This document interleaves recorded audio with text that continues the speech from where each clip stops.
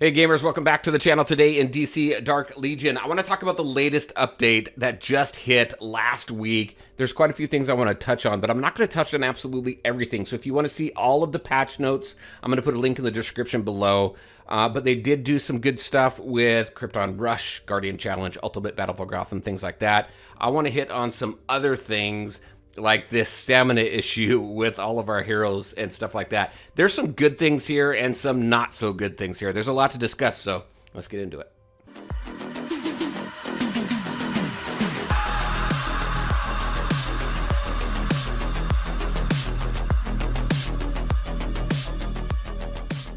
All right, and welcome back. Let's go ahead, just jump into this. I've got the patch notes up over on my other screen here. I'm going to run through a few of them. One of the things that they changed, so you know we have this Halloween event here, this Halloween's Dark Requiem. It's been one of the most challenging events I think that we've seen in the entire time that I've played this game, and I've been playing this game for over a year. That obviously goes back into the beta and back into when we were landscape version.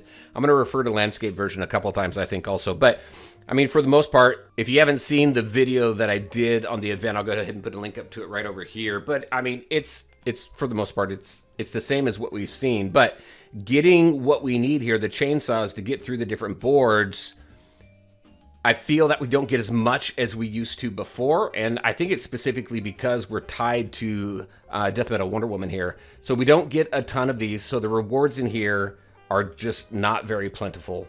But one thing they did do is in the store is they added candy for free, which I think is only like 5. So it doesn't really do much. They also added the ability to purchase chainsaws in the store, but it's only like 3. So you spend 300 gems on 3 chainsaws, which isn't going to get you very far here. I think overall, the event is a miss, in my opinion. And I'll go deeper into this when I talk about Death Metal Wonder Woman in my Death Metal Wonder Woman video. However, the amount of money you have to spend in order to unlock her is just insane. Now, there were some people on that video that said, hey, well, you spend thousands of dollars to get a character into the red anyway. Yes, that is true, and I haven't done the math there. But while that is still true, free-to-play players were still able to unlock the character. Free-to-play and low spenders cannot unlock Death Metal Wonder Woman in this event. There's no way to do it. Somebody prove me wrong. Let me know in the comment section below, but there's no way to do this and unlock Death Metal Wonder Woman without spending money on this. So, and a fair amount of it at that. That's the change that they did. That's one of the things they did in the store was allow for you to get some candy and some chainsaws. I think they probably could have done more, in my opinion there. Let's see. Another one is the VIP system. I've seen VIP systems in plenty of games. And there is a way to accumulate VIP points without spending money, but it's not a lot. It's this right here. Like you can see, I've got 20 points for 3 days, and so tomorrow's points, my login streak is 3 days, so tomorrow's I'm going to get 25 points. That doesn't really give you a whole lot. You can see I'm 16, obviously, because I spent quite a bit of money on Death Metal Wonder Woman.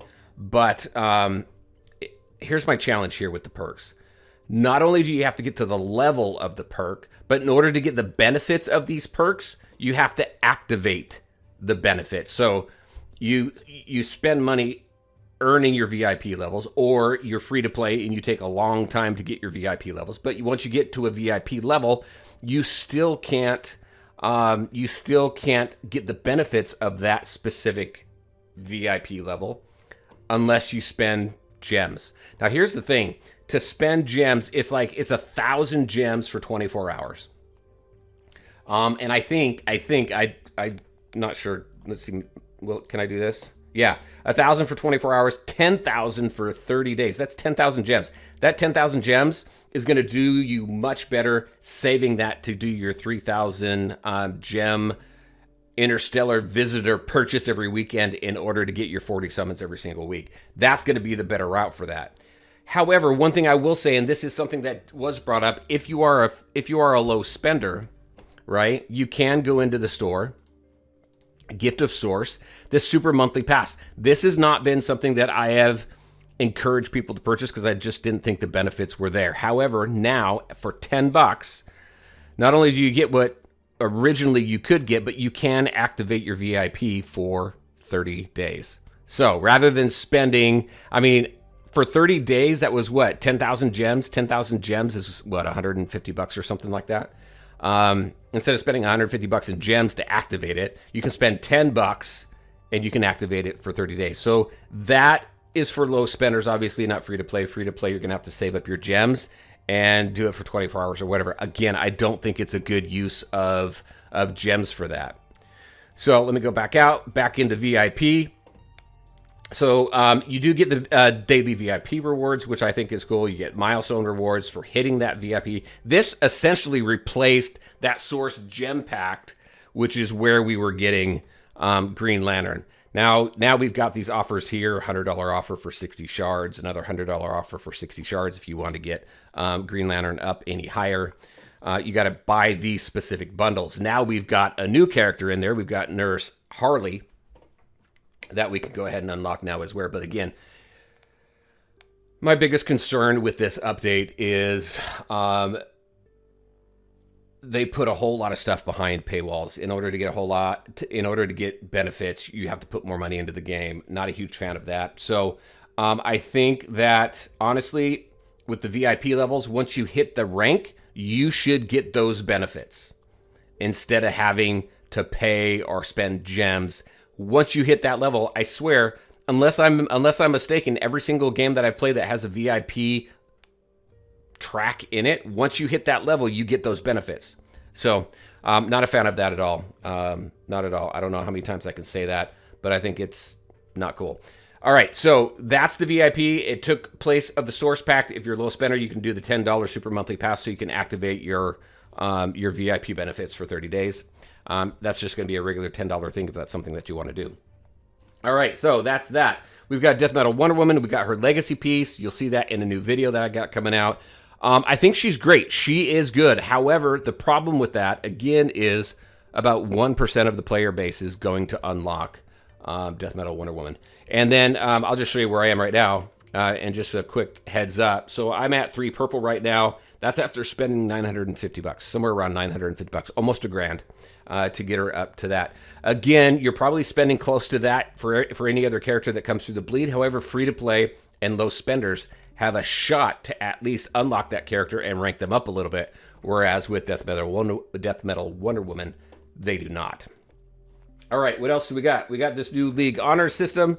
I think this is cool.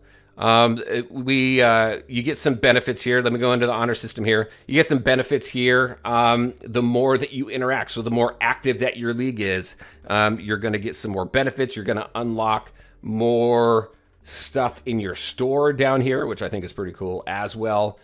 So I don't know. I think that's a way for leagues to get more resources. The more active they are. It's not going to really help leagues that aren't very active, but if you're in an active league, and this is the reason why you want to seek out active leagues, is so you can get some of those resources as well. They're not really huge, but hey, every little bit of resources helps, in my opinion. Let's talk about the big elephant in the room, which is the stamina system. This is horrible. So I said I was going to refer to Landscape. I believe this system was in place in Landscape, which Landscape was early beta, and then they moved from Landscape into this portrait version of the game. But back in Landscape, we had this where you put all your heroes in a room, and then they can be in there for a certain period of time, and then you had to swap them out. Not fun. There was a whole lot of backlash about it. If you were on Discord, you were able to kind of watch a lot of those conversations and read through them. So they made a quick pivot.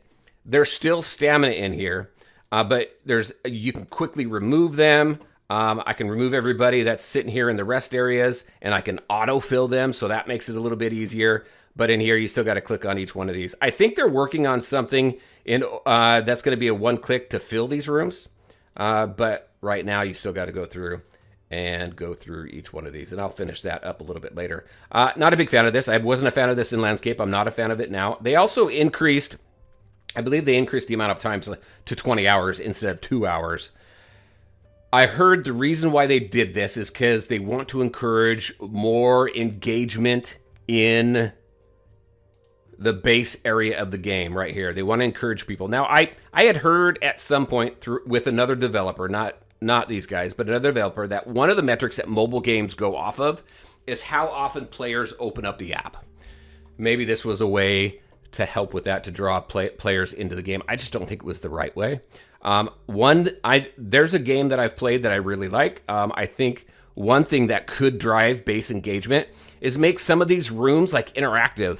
Put little mini games in each one of these rooms that players can just log into. They can run. Maybe it's archery range practice, or maybe it's some sort of fighting game or something like that. Something that draws players to come into the base, go into some of these rooms, play some of these mini games for rewards. I think that would drive more base engagement rather than this whole freaking stamina thing. And finally, to come back to the event here, the second part of the event was this Nightfall Siege. We knew it was going to be some sort of vehicle combat.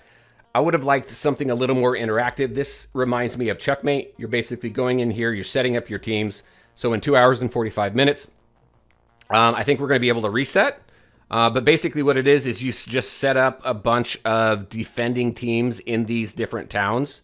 And then once battle starts, every town just kind of gets flooded with bad guys. And then your defending teams, this is the entire, I believe this is the entire server. I don't think it's cross server. I don't think so. I think it's all within the same server. So everybody on the server, they'll go ahead and post their defending teams. And then the more points you earn, the more rewards that you get. I think, again, this is another opportunity for this game, though. I don't know if it's been a while since I've said this or if I've said this recently, but rewards are pretty minimal.